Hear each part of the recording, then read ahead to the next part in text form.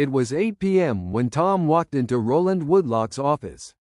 Roland had been a workaholic, a lifestyle he had developed after his divorce from Maggie. Tom knew that the big shot would have ended up in a crack house or an alcoholic, if not for his disciplined upbringing.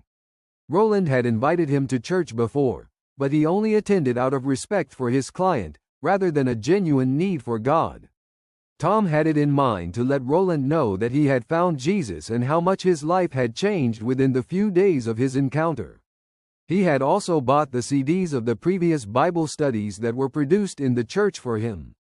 Tom knew the man would appreciate it because he had heard him complain about the corruption that had crept into the church and wonder which pastor to trust, as everyone he turned to ended up a disappointment.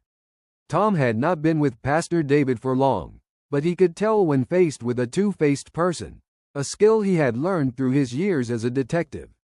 From the first day, he knew Pastor David was sold out to God, a man of his word, who would not mind dying for what he believed. "What happened? You have not shown up all this time?"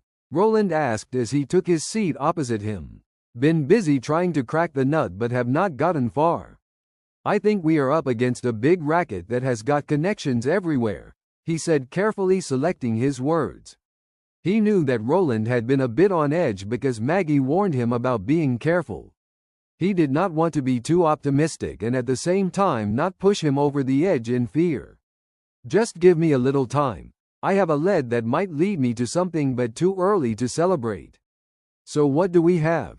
Roland insisted. Tom Piken went on to tell him of Bruce and his disappearance and the fact that he suspected that the police were protecting him from arrest. He also told him about John and the mysterious accident, which is yet to be proved. "Okay, I think you are up to something that will give us an answer," he said with a sigh of relief. "I also want to tell you that something happened to me that will interest you. I have given my life to Jesus and my life has been flooded with joy unspeakable."